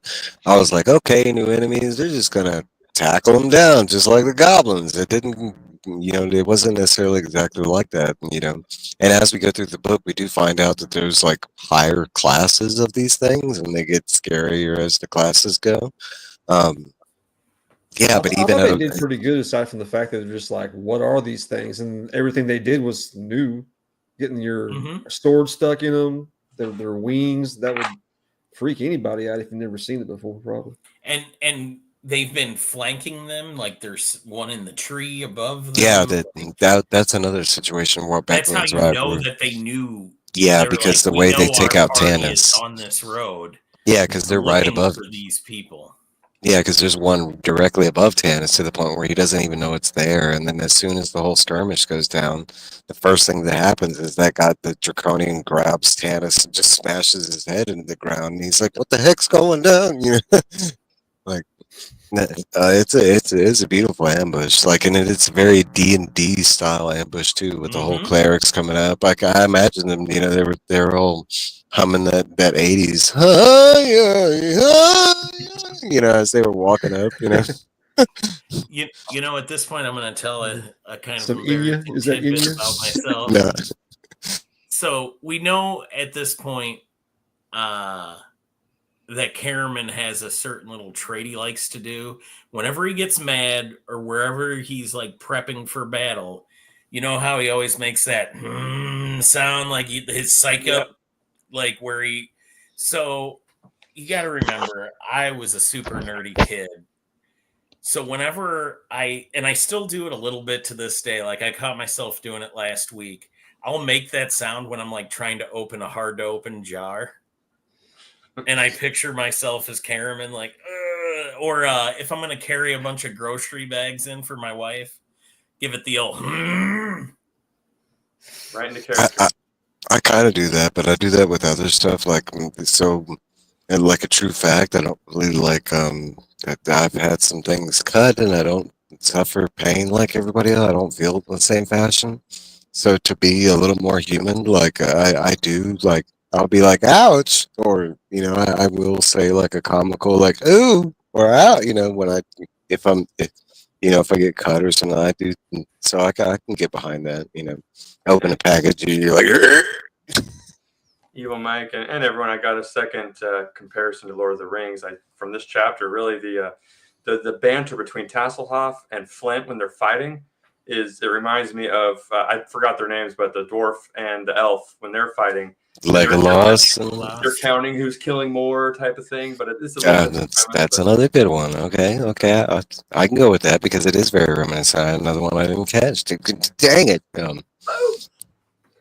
Because I got 2 in the bank, but that's the only 2 I could catch. Because there's another thing, Okay, so another note to this is early medieval fantasy as far as books are concerned, and there's not a lot of that in the world at this time.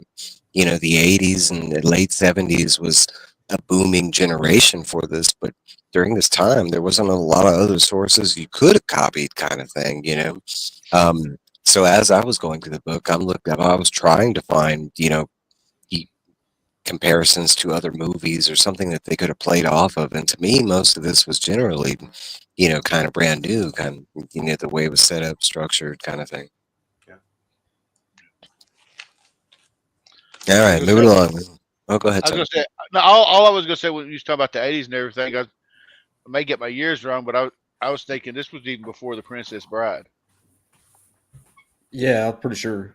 I want to say yes. I'm not 100% sure, but I want to say yes. Maybe not the book though. 84 one, yeah.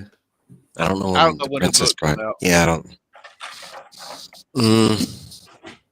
No, but it's stupid. I mean, you're talking about this. I mean, Conan would have been around this time. There would have been stuff that would have happened around this. But as far as like it being that popular and not too much, Yeah, I even kind of went as far as because a lot of famous writers and filmmakers would use like, samurai folklore and stuff like that, Western.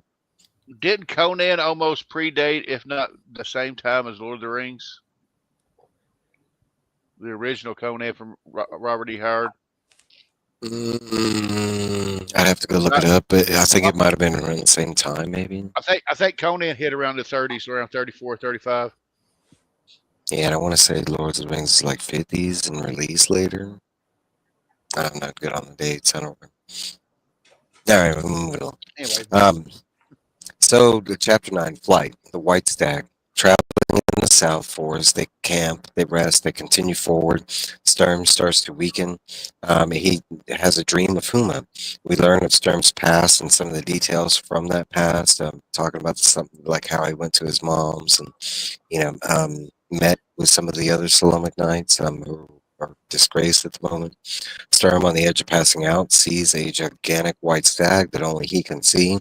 Sturm believes the stag is asking him to follow it, and he runs off after it. The party follows. Raist makes a connection between the staff and the stag and the old man. Going back to the story in the beginning, the stag leads them to the edge of Darkenwood. They do see evidence of the army of the north. Raist warns about the dead within Darkenwood. Again, this is a sped up version, but there's a lot that kind of happens here. Darkenwood is supposed to be like, it's rumored to be a place where like no human has ever entered and came out alive. It's supposed to be like a place of like immense evil. There's a lot of rumors that like that nothing is a fact when they talk about Darkenwood, because that one fact that they do mention that no one alive has entered and came out alive, which we find out later on it's not true. But like it's a lot of rumor that kind of sets up the Darkenwood to be like, this evil, horrible place kind of thing that this white stag is leading them to. So the group, while they travel this thing, are kind of in disdain because they kind of see where the stag is leading them to, and they're like, we don't really want to go that way. Yeah, and they find the stag right as they're trying to go up a big rock to do some recon. And the person seeing the stag also has a gaping head wound. So people have questions as to whether or not we should be following the guy with the head wound. Anybody remember what that rock is? What it's called? Prayer Hand Rock? Prayer's Peak. Yep. Prayer's Peak, yes. See, and if I was going to name this section of the book, this chapter, I would have called it the Stag Party. It's like, well, I mean, it's also the first place that they happen to see proof of the cup, besides the staff. Like, it's the, like, and it happens at Prayer's Peak, like, exactly when they get there is when they, At the base, they don't even get up there. And later they find out if they had gone up there, they probably wouldn't have gotten back down. Mike, do you have any idea about why Sturm was the one that received the vision? There you go. I want to believe in, like, from the book, what we find out about the dragonlances, and as far as their connection to, like, them being able to wield it, because we learned that it's not just Huma that has the 8 dragonlance. He entails like the Solomon Knights, and they each have like their own weapon of choice. So I want to believe it's something like that because he is a Solomon Knight and they do have some connection to these gods. That's the reason he's seeing this message, kind of thing. I don't know if I necessarily saw, like, I know it might be fact that this is Paladine. I don't know if I see it as that because, like, throughout this book it's mainly Mishagal that helps out. So I want to believe that this is like, and then the stag being like, I mean, yes, you could say the stag is used as a warrior position, but most time in our society it was used as like a healing. Like, so I kind of want to relate the stag as far as like, Mishagal and that kind of thing. But we'll get there. It's definitely a good omen. Yeah. I will like to say that we're talking about comparisons and stuff. Like, once we get to this point, like, a lot of the comparisons I could pull out was from like Greek mythology, like as far as the next couple characters we meet or creatures we meet, directly pulled from Greek mythology. So, I mean, like, as far as like what would have existed and what the writers could have pulled from, Greek mythology is right there. Let's see, we go to chapter 10. Darkenwood, the Dead Walk, Raisins Magic. And this is one that you could like compare to like Lords of the Rings, but I really didn't. It's different, but you could say that when Aragorn goes to like the, Mirkwood? when he goes to I think it's the Return of the King, and he gets Return of the King. The Army of the Dead or whatever. But it's different, The I was group thinking enters. Mirkwood with Galadriel because she had the enchantment on the forest, basically. That's kind of what the master of the forest. I like that closer now. Now that I didn't come up with that originally, I went straight to the Return of the King thing. But I like that now because it's not really like. It's not really evil forest. It's just. Nah. It's if you come in there, it'll turn some evil. If you come in there with some evil intent, you're gonna find something out. Fuck around. But we do see a ghost army, and we find out that they didn't complete a task. That is true. That is the. I didn't think about that. Well, hold on, let me read it. The group enters Darkenwood, and at first everything is fine. Eventually, a group of the dead encompass the group. Raisin uses magic, and the dead talk through him. While talking to task, the dead connect with the staff and lead them to a glade and disappear. They are greeted by centaurs and take it to the middle of Darkenwood to talk to the forest master. Their weapons are taken except for the staff. An unseen voice greets them.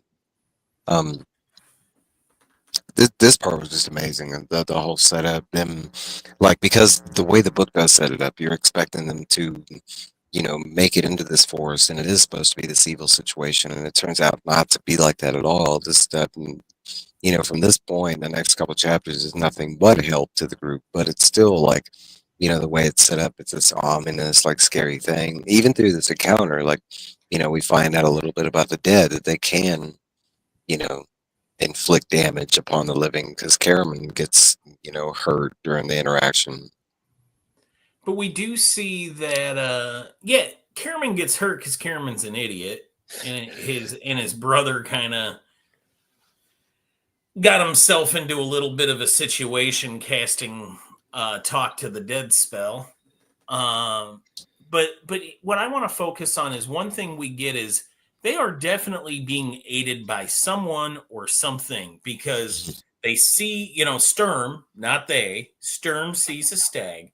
It leads them into this deep thicket where there's no path. They figure, Tanis thinks, hey, how are we even gonna move? This is gonna be slow going. And there's a well manicured path that they're on.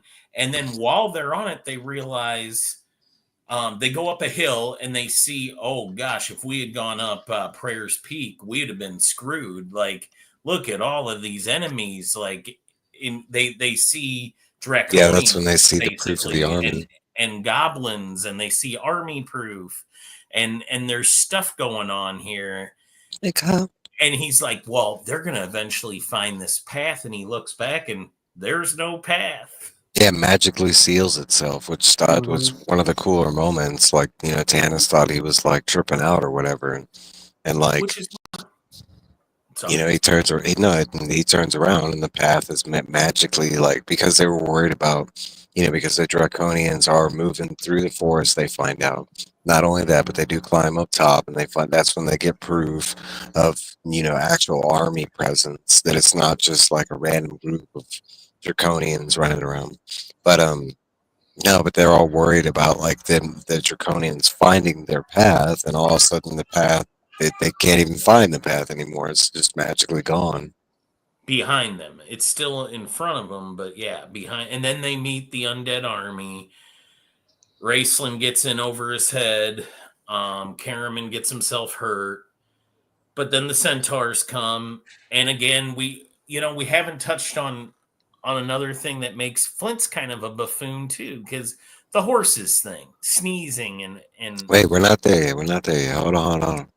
We haven't got to the centaur yet. Okay, so before we get there, let me ask you a question about the ghost talking to Tass. Like, at everybody that you'd want to have somebody tell the story of what's going on, like, why did they let Tass be Tasselhoff? Like, yeah, he does, but like, you know why though, right? Oh, I do. I want to Because know. he wasn't afraid. Exactly. Yep. I want to say. I want to say at this part he's also demonstrating the pure of heart thing, like, or innocence, I guess you can say. What were you gonna say, Tom? I was basically going to say almost the same thing. I was going to say they probably figured he'd give the most pure, straightforward answer and not even realize what he's doing. I want to say Tanis. Explain it. They explain that everybody that tries to like look at these things gets uneasy. It brings on unnatural fear, right? Yeah. These undead warriors carry with them kind of like an aura of fear. Yeah. And Tass doesn't feel fear, so he's like, "Oh, I'll go talk your ear off." And Raistlin gets to impress everybody again with his magic by being able to essentially have these ghosts or spirits speak through him. So essentially, being a community, possessing himself, and then starts talking, and that's where Tash just jumps in, just doesn't even miss a beat. Yeah, it's pretty good. Without if you can answer no, but do we ever find out what this task of this group, in this forest, is that something that they touch base with in other books, or is that just something it is? They say what it is in this, though. They just said it was a task that they hadn't completed, and it has something to do with the catalysm. Yes, they said that they were to protect. When the king is talking through Raistlin, he was charged with, him and his men were charged with keeping that land safe. And then when the cataclysm came and the fallout after the cataclysm where foul creatures ran the earth, they ran. So you are right, Jesse. I'm sorry, I don't know you as well, but you were absolutely right to or did you compare it, or did Evil Mike compare him to Return of the King? It was Mike. Okay, sorry, but you've been doing the Tolkien watch, right? A little bit. Yeah. All right. Well, this would be number 3. This is Tolkien watch number 3 because this is an army that showed cowardice. Okay. Which is how the cursed army in Return of the King ends up serving Aragorn, because they also failed in their duties and they ran. And they don't seem to go any further in depth with this particular group of ghost knights. No. Okay. I like the lore behind the knights and stuff that we got here. I thought it was a cool setup with the forest and everything, and then protecting the forest, and especially because the forest master is there, so just got to be something important, you know. All right, well, moving on. So we got the Forest Master. Chapter 11, A Peaceful Interlude. They meet the Forest Master, who's a radiant unicorn. They rest, eat. They learn that dragon men are a race called Draconians and come from another world. They follow the order Draco. They are told that a god came to the Forest Master, telling of the staff bearer to travel to Zaxxaroth and to retrieve the greatest gift within 2 days. They all have to make a decision to go to Zax. We learn there's an ancient temple within Zaxxaroth, also mentioned being chosen and for what purpose. Not really any questions, except I love this whole setup, like the Greek mythology with the unicorn. But the whole, we actually get like, this is the first part of the journey where we actually get like purpose, which at this part of the book I was kind of like, yay, you know, because we got the staff and everything, and people are hunting for the staff, but like, you know, the story can only be so fun if you're fleeing the whole, you know. So getting the purpose, I was like, yes, and the purpose is pretty cool, you know. Hey, go to this place, you know, you're gonna receive this greatest gift kind of thing. I love even how the book sets it up within the group, like, oh, it's gonna be some coin or weapon, or, you know. I like the flint does the coin first. I love that they do that in this book. They just throw you in because of they're again, we'll get to it at the end, but something's pushing them in this direction the whole time. They don't have any time to, hey, we're going on a journey, let's gather supplies. They're just thrown into this, and they're kind of running from their lives from the start, and this is the first time they're kind of like catching their breath, getting some reprieve. This is almost like a save point if you're playing a video game. Yeah, peaceful interlude. It's the first part where they actually really get to eat, rest. It's mentioned that they use that water, and the water literally like doesn't just, you know, it doesn't just clean them off, but it like cleanses their souls, kind of thing. Like there's, you know, magic embedded within this area that they're in.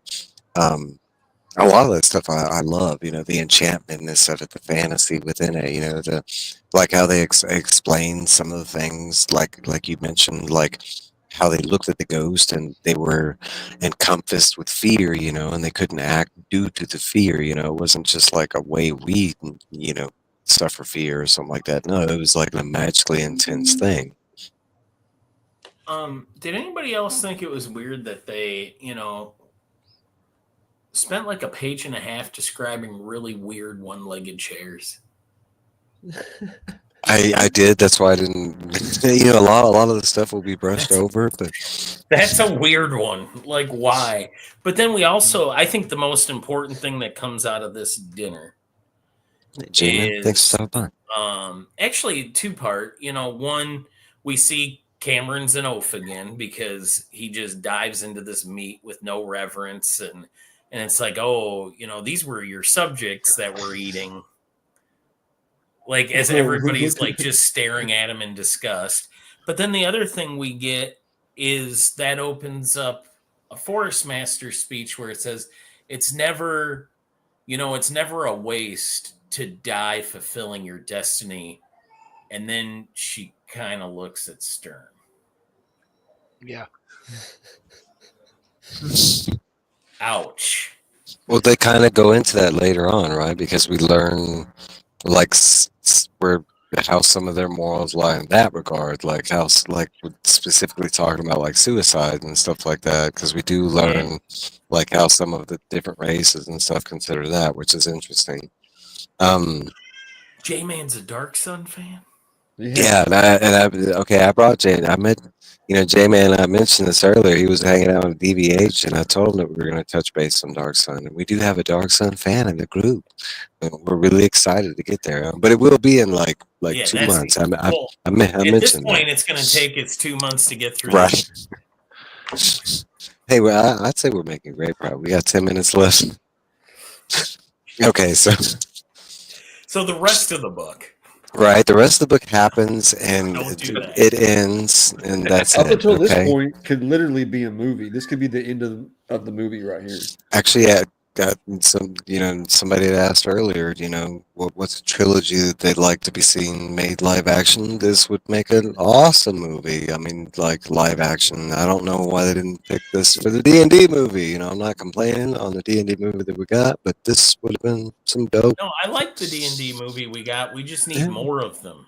Right? Yes, we lots do. of great stories out there. Let's do Forgotten Realms. Let's do Dark. We're in a world saturated with superheroes. Can we get some dragons out there? I mean, hasn't Game of Thrones been a good indicator that dragons are wanted?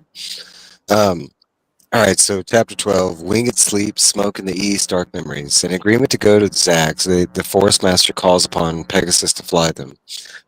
They sleep during the flight, magically sleep, and wake up early. The horses explain that there is a great evil ahead and they can fly no further. One day away from where they need to be, they head out with their weapons backpacks full.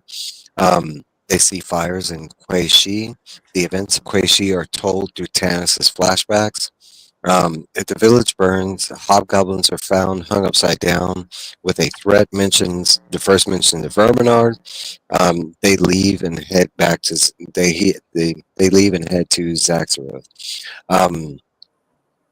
This part, it's great and also a little confusing the first time you read it because it's told through like a flashback kind of scenario. It's like they go to Quai-Shi. When they get there, it's like because of the like how distraught and everything it is. It's like he's remembering the scene kind of thing. I thought it was so great, like how it's presented. Like after you finally kind of grasp what's going on, because it jumps forward and then it kind of slowly goes back and then brings you forward. It shows you how numb they feel. That literally, Yeah. like this place they were just in a few days earlier, because of the teleportation of the staff from when they were in the bonfire. These people that were trying to roast them are now roasted. Like your whole life, your whole village, your whole way of life has just been torn asunder.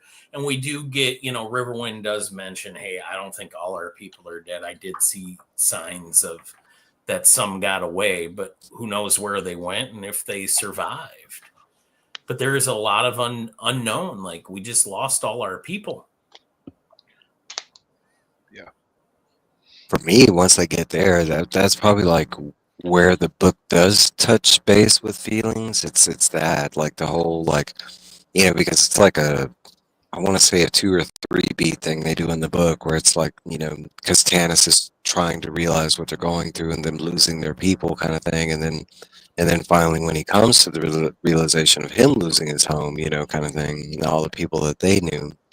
I want to say they do that really well. Like especially the way they set up this whole village scene and the way they're so just distraught and, We talk about the Pegasus? I mentioned it. We haven't talked about it. Pegasi, yeah. Yeah, another Greek mythology reference. I like the whole magical sleep thing. I love that Tass was so like curious. He was trying to stay awake. What is that? What's for? His Tolkien watch, right? Or Is it a Tolkien thing? Well, you could say the Eagles, is it? No. Oh, because they turned them into horsies? It's I I'd say okay. Like if I wanted to say a scene that it reminded me of, it reminds me straight out of Clash of Titans. Like with Perseus, like the way the Pegasus comes in. Yes, they added more Pegasus, but like the straight up setup of the scene is kind of straight up from that movie. Like the Pegasus are seen flying above. They fly in. He hops on the back. I didn't really get the eagle thing, but I'll give you the eagle thing. Let's just say that. So here would be my deal. I think there is a trope within that there's a bit of a handcuff when it comes to writing in fantasy times and in medieval level of technology, when you have faraway lands that you need to go adventure in and you don't want to spend 6 chapters getting there. The party meets a group of winged beasts that take them there.